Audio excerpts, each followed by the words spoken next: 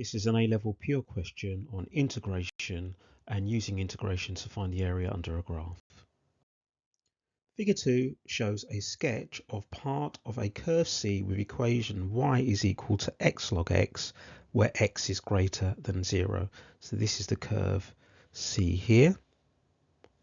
The line L is the normal to C at the point P, E, E. Okay, so this line L here is a normal to the curve C, so it's perpendicular to any tangent that would be here, and it intersects at the point EE. So I'll put that on.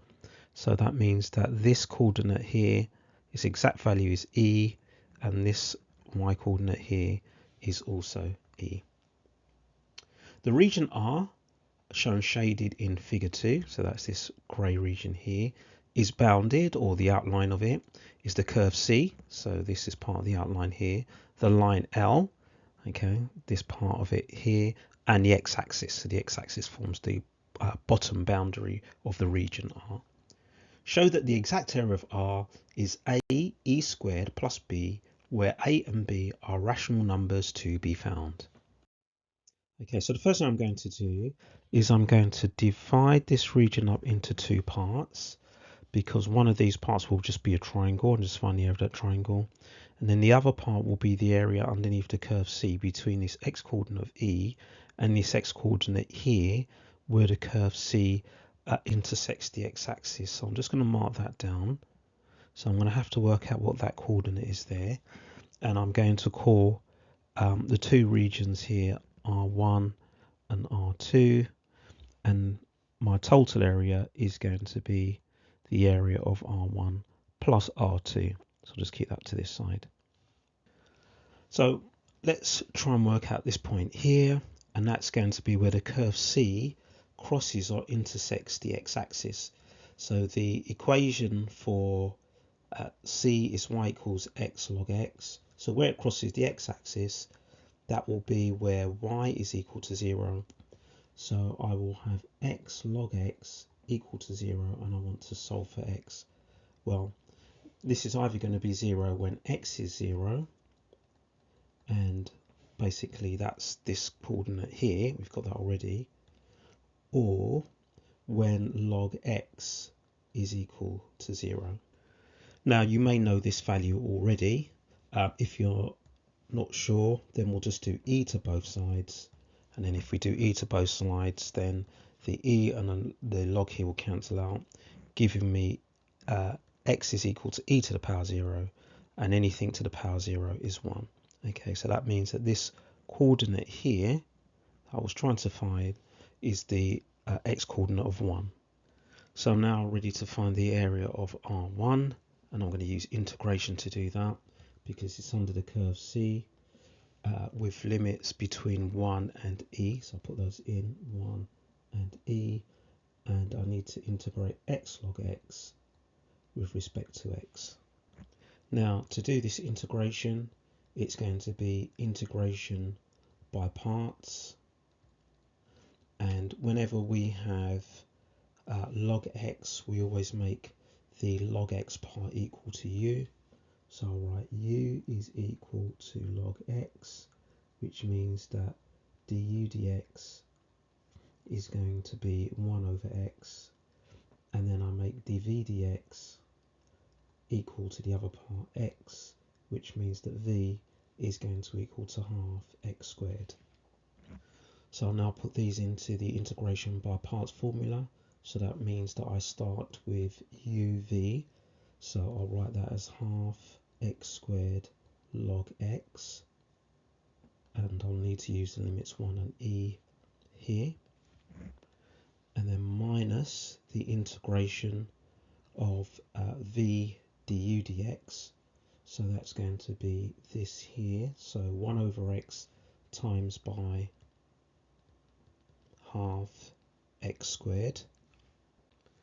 Now this will simplify to half x, so what I'm going to do is to put the half on the other side of the integration sign, so minus a half, and then it's just integrating x dx.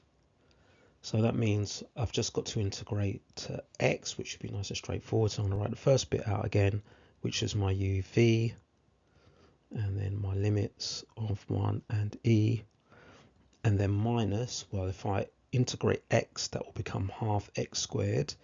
And I've already got half here, so combining this half with this half here will give me minus a quarter x squared, and we put in our limits 1 and e.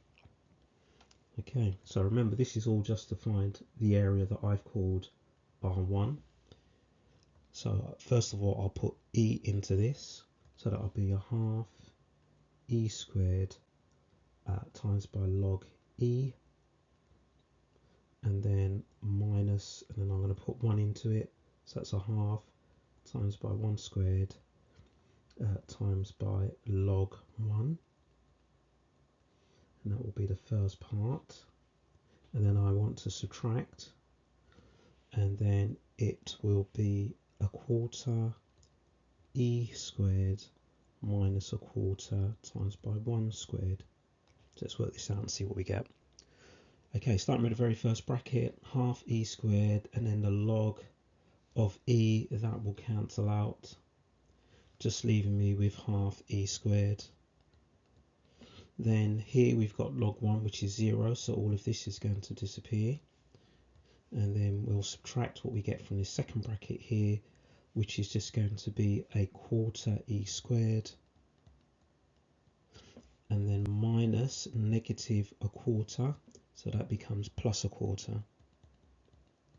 Simplifying that all out, we get a quarter e squared plus a quarter, which I guess we could just factorize it and put a quarter and then e squared plus 1. So I'll just highlight that so we don't forget it. So that's our R1 area there. So now we'll move on to finding the area of R2. So it's just a triangle. So we want to know the length of the base and the height. Now we've got the height already. That's just this distance here, which is E. But to find the length of the base, I need to work out what the coordinate is where this normal to C crosses the x-axis. So just put a little question mark there. We're going to work that out now. And to work out this coordinate, I need to know what the equation of this normal is. So we'll start by working that out now. So we're going to start by differentiating this so we can find the gradient function at this point. So we've got y is equal to x log x, so we want to find dy dx. Now to do that, we'll use the product rule. We'll make u equal to x, and we'll make v equal to log x, which means that du dx, or u dash, is 1, and dv dx, or v dash, is equal to 1 over x. Just using the product rule, it's going to be u dv dx, so x times by 1 over x, x times by 1 over x, plus du dx times by v, or v du dx, that's 1, times by log x. Now I can just simplify that, because x times by 1 over x is going to be 1, so it's just going to be log x plus 1, or 1 plus log x. So let's put the simplified version in. So 1 plus log x. Now we'll use this to find what the gradient at this point P is. So we're now working out gradient at P. And to do that, we're just going to sub in the x coordinate, which is E. So that will be 1 plus log of E. And log of E, that just cancels out, so that becomes 1 effectively. So I've got 1 plus 1, 2. Now I want to work out the normal at P. So I want a negative reciprocal of 2. So that would be negative a half. So now I have the gradient of L. I now want to work out the equation of L. And I can use y minus y1, so that will be y minus y1, might just be e is equal to m negative a half x minus x1, and that's going to be e as well. Okay, now I want to use the equation of this line to find where this line crosses the x-axis. So that means I need to make y equal to 0. So I'll just put here intersect of x-axis. So y becomes 0. So I'll just have negative e is equal to minus, and I'll expand the brackets here, negative a half x plus a half e. I want to find x, so I can times both sides by let's say negative 2. So if I do that, I'll have 2e is equal to x minus a half e. So we just minus e, because I'm timesing everything by negative 2. Let's just put that in there. And rearranging that, I will get x is equal to 3e. So let's put that on my diagram, and I'll put 3e here. Okay, let's continue the question at the top here. So now what we've got is the information we need to find the area of that triangle, which I've called R2 because I've got the base and I've got the height. So what I'll do here is I'll put R2 is equal to half the base. Now the base of this triangle is going to be the difference between 3e and e, so I could write that as 3e minus e, which will just be 2e, times by the height of that triangle, so that's distance here, which is just e. So if I work that out, here, as I said before, I've got 2e, and then half of 2e is just e, and then e times by e is e squared. So that's the area of my triangle. So the total area of R is going to be the area of R1, which was a quarter of e squared plus 1, then plus the area of R2, which is plus e squared. Now if we look back at the question, we needed to get the answer written in this form, e squared plus b. So we must rearrange this to get it in exactly that form. That means putting all the e squareds together. So I've got a quarter e squared from here, and then I'm adding basically 1 e squared, so that'll be 5 over 4 e squared. So let's just put that in.